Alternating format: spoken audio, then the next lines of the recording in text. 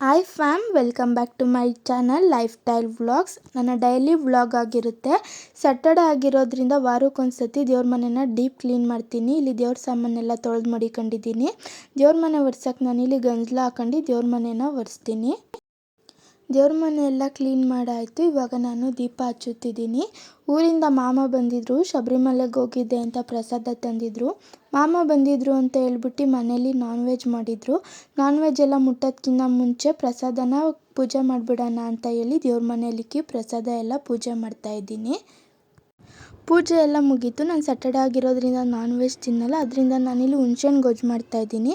ಒಂದು ಬೌಲಲ್ಲಿ ಹುಣ್ಸೆಹಣ್ಣು ಹಾಕಿ ಈ ಥರ ಹುಣ್ಸೆಹಣ್ಣನ್ನ ಕಿವುಚಿ ಮಡಿಕೊಬೇಕು. ನೆಕ್ಸ್ಟು ನಾನಿಲ್ಲಿ ಒಂದು ಕುಟಾಣಿಗೆ ಮೆಣಸು, ಬೆಳ್ಳುಳ್ಳಿ ಮತ್ತು ಮೆಣಸಿನ್ಕಾಯಿನ ಹಾಕ್ಕೊಂಡು ಸಿಂಪಲ್ಲಾಗಿ ಕುಟ್ಟಿ ಮತ್ತು ಪೇಸ್ಟ್ ಮಾಡಿ ಮಡಿಕೊತೀನಿ.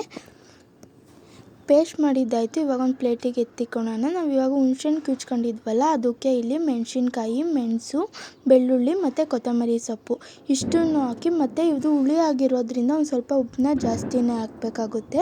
ಇವಾಗ ಉಪ್ಪೆಲ್ಲ ಹಾಕಿ ನಾವಿಲ್ಲಿ ಫೈನಲಾಗಿ ಇದನ್ನು ಒಂದು ಮಿಕ್ಸ್ ಮಾಡೋಣ.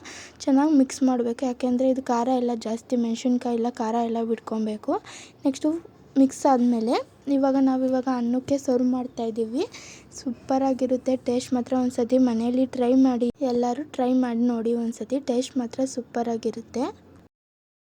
ಮನೆಯಲ್ಲಿ ಮಶ್ರೂಮ್ ಇತ್ತು ಅಂತ ಹೇಳ್ಬಿಟ್ಟು ಮಶ್ರೂಮ್ ಕಬಾಬ್ ಮಾಡಿದ್ದೆ. ವಿಡಿಯೋ ಬೇಕಂದರೆ ನೆಕ್ಸ್ಟ್ ಅಪ್ಲೋಡ್ ಮಾಡ್ತೀನಿ. ಮಾಮ ಊರಿಂದ ಬರಬೇಕಾದ್ರೆ ಒಬ್ಬಟ್ಟಿನ ಹೂರಣ ತಂದಿದ್ರು. ಅದಕ್ಕೆ ಅಜ್ಜಿ ಮನೇಲಿ ಮೈದಾ ಹಿಟ್ಟು ಮತ್ತು ಆಯಿಲ್ ಹಾಕಿ ಮಿಕ್ಸ್ ಮಾಡಿ ಒಂದು 5 ಮಿನಿಟ್ಸ್ ಮಡಗಿದ್ರು. ಒಬ್ಬಟ್ಟು ಮಾಡೋದಕ್ಕಿಂತ ಮುಂಚೆ ಫಸ್ಟು ಕವರ್ಗೆ ಆಯಿಲ್ ಹಾಕೊಬೇಕು, ಇಲ್ಲಾಂದರೆ ಅದು ಹಸಿಟ್ಟೆಲ್ಲ ಕವರ್ ಕಚ್ಕೊಳ್ಳುತ್ತೆ. ಅಮ್ಮ ಇವಾಗ ಆಯಿಲೆಲ್ಲ ಹಾಕಿ ಇವಾಗ ಹೂರಣ ಮಾಡ್ತಿದ್ದಾರೆ. ಹೂರಣ ಕಟ್ಟೋದಕ್ಕಿಂತ ಮುಂಚೆನೂ ಅಷ್ಟೇ ಕೈಗೆ ಎಣ್ಣೆ ಹಚ್ಕೊಬೇಕು, ಇಲ್ಲಾಂದರೆ ಅದು ಕೈಗೂ ಅಂಟ್ಕೊಳ್ಳುತ್ತೆ.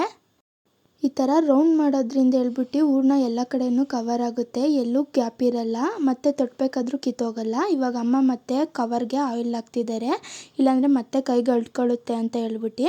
ಮತ್ತು ಇವಾಗ ಅಮ್ಮ ಒಬ್ಬಟ್ಟು ತಡ್ತಾಯಿದ್ದಾರೆ. ನೋಡಿ ಎಷ್ಟು ಚೆನ್ನಾಗಿ ಬರ್ತಿದೆ ಅಂತ ಹೇಳ್ಬಿಟ್ಟು, ಎಲ್ಲೂ ಕಿತ್ತೋಗಲ್ಲ. ಇಲ್ಲಾಂದರೆ ಒಂದು ಕಡೆ ಹೂರಣ ಇರುತ್ತೆ, ಒಂದು ಕಡೆ ಹಸಿಟ್ಟೋಗುತ್ತೆ, ಚೆನ್ನಾಗಿರಲ್ಲ ಒಬ್ಬಟ್ಟು. ಎಲ್ಲ ಕಡೆಯೂ ಈ ಥರ ಹೂರಣ ಹಸಿಟ್ಟೆಲ್ಲ ಮಿಕ್ಸ್ ಆಗಿರಬೇಕು. ಅಮ್ಮ ಒಬ್ಬರೇ ಬೇಯಿಸ್ತಿದ್ರು ಅಂತ ಹೇಳ್ಬಿಟ್ಟು ಅಜ್ಜಿನೂ ಹೆಲ್ಪ್ ಮಾಡ್ತಿದ್ರು. ಒಬ್ರಿಗೆ ತಟ್ಟಿ ಬೇಯಿಸೋಕ್ಕಾಗಲ್ಲ ಬೇಗ ಅಂತ ಹೇಳ್ಬಿಟ್ಟು. ನೋಡಿ ಎಲ್ಲೂ ಕಿತ್ತೋಗಿಲ್ಲ, ಎಷ್ಟು ಚೆನ್ನಾಗಿದೆ ಒಬ್ಬಟ್ಟು ಅಂತ ಹೇಳ್ಬಿಟ್ಟು. ನೆಕ್ಸ್ಟ್ ಅಜ್ಜಿ ಪೇಪರ್ ಮೇಲೆ ಹಾಕ್ತಿದ್ರು, ಯಾಕೆಂದರೆ ಎಣ್ಣೆ ಎಲ್ಲ ತಟ್ಟೆಗೆ ಇಳ್ಕೊಬಾರ್ದಂತ.